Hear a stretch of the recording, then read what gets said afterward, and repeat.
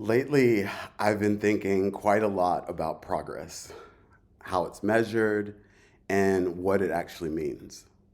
Because sometimes progress looks like a price chart, other times it's quieter, like realizing the way I see something has actually changed. And for me, that shift happened twice this week. Once when I started learning about flair, and again when this channel quietly crossed its 1,000 subscriber mark. And to everyone new here, welcome. And to everyone who's been here from the start, thank you so much. I mention that milestone not because a number defines success, because at first I thought it did, but because of what it actually revealed to me. I initially thought hitting 1,000 subscribers would feel like an arrival, some big moment where everything changed. But instead, it felt like a mirror. It made me stop and ask why I started this entire project or these videos. What I realized is that matrix of measuring things will always move up, down, sideways, just like the markets. But the reason I'm here has not changed. It's to make sense of what actually is being built beneath the noise. And maybe, just maybe, you felt that too. The point where you stop chasing outcomes and start wanting to understand the system itself. If this is your first time watching, this is Layer 1, a space where I try to unpack the mechanics of crypto and global finance in a way that makes sense to real people. No hype, no insider language, just clarity, curiosity, and maybe a few new ways of seeing what's unfolding in real time. And because today is Field Trip Friday, it's the day I take a step outside of, let's say, the XRP classroom to see what's being built in the wider ecosystem and whether it connects back to Ripple and XRP. Sometimes it lines up perfectly. Other times it may challenge everything I thought I knew. Either way, it keeps me learning.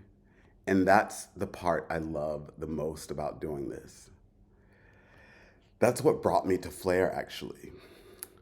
In a space obsessed with the next breakout or the latest FUD, Flare felt like a story about functionality, about building something that could actually expand what XRP can do. It's a network created to give XRP and other blockchains access to something called smart contracts.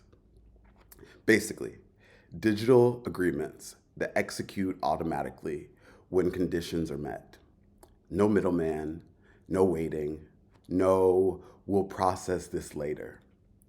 That single shift turns XRP from just moving money into programming how money moves. And that's actually when it hit me. Maybe this is what progress actually feels like and even looks like. Flare is a layer 1 blockchain, meaning it runs on its own foundation with its own validators and infrastructure. But it wasn't built to compete. It was built to connect.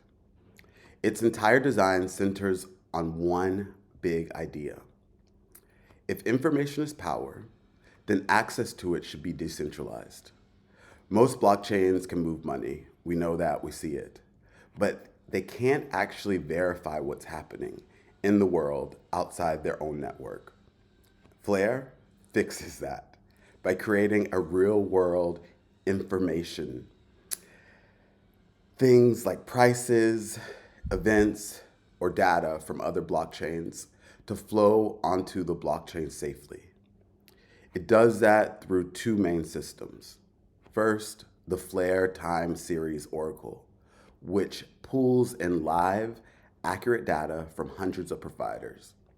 And second, the Flare Data Connector, which lets blockchains verify each other's transactions without relying on the middleman.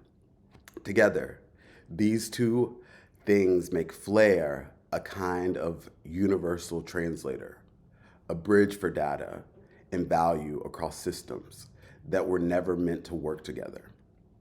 And if that still sounds abstract, here's the simple version. Let's say the clarity punch. Flare gives blockchains eyes and ears. It lets them see what's happening in the real world and react to them automatically. Flare isn't trying to be the next Ethereum.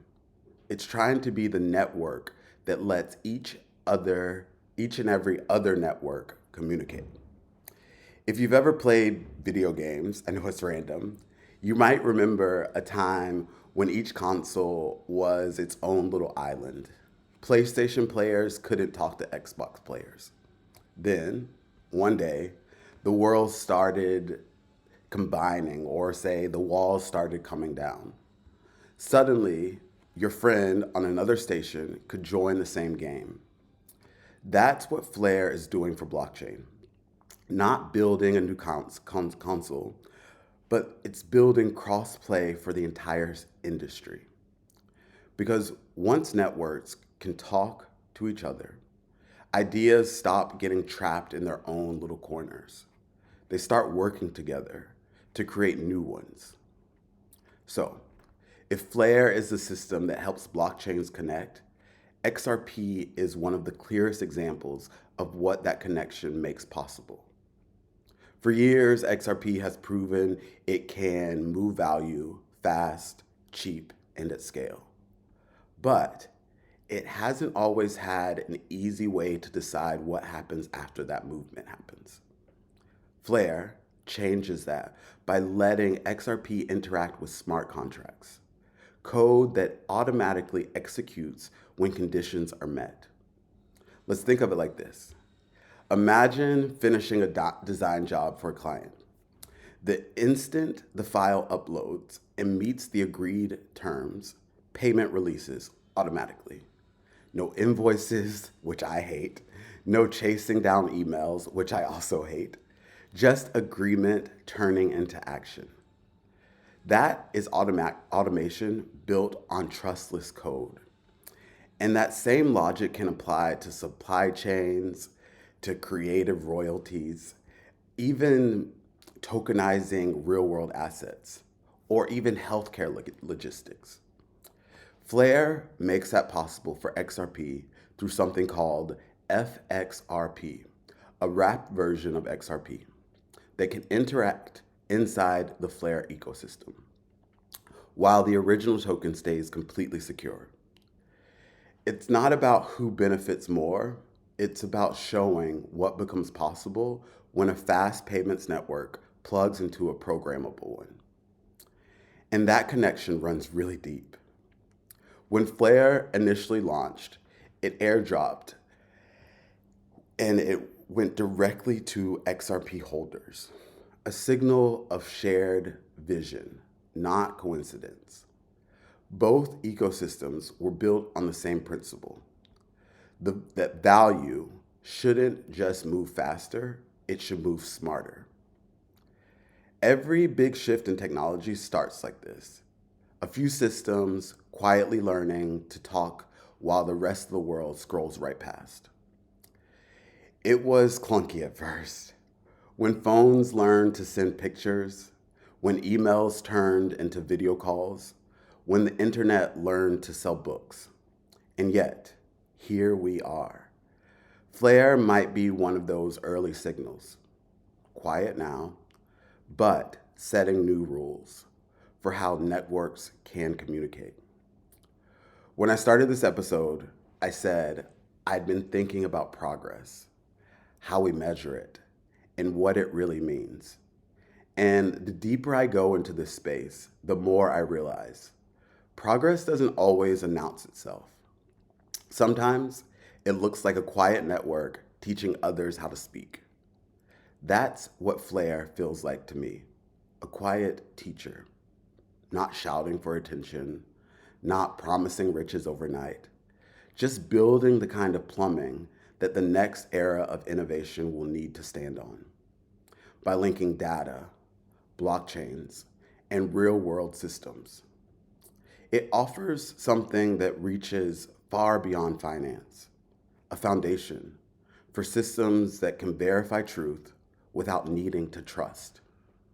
And that shift matters because trust has always been the most expensive part of being human. It's why we build banks, contracts, and systems of control.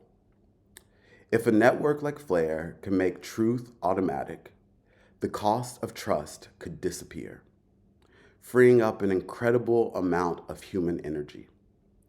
But it also raises a question I can't stop thinking about. What happens to us when trust is replaced by truth and labor is replaced by automation? Do we lose something? Or do we finally get to see what else we're capable of? That's the part that keeps me curious. Because every bridge that Flare builds doesn't just connect technology, it connects possibility. It hints at a world where systems run more efficiently. Yes, but also where humans might finally have the space to create, think, and express beyond survival. And sure, there's more to explore here, like how people can earn yield or delegate their tokens within the Flare ecosystem. But that's another field trip that we can take. But today's story isn't about extracting value. It's about understanding that the kind of world that becomes possible when networks start telling the truth by design. Because that's where real progress lives, in my opinion. Not in speculation, but in coordination. Not in hype, but in systems that quietly work. And that's what this channel is about. Clarity and curiosity, working together. Every word you hear here is the product of those two forces. I just get to be the voice of it, which feels really good, to be honest. And if this helped you see just a little clearer, please subscribe or share it and tell me what part actually clicked with you the most today.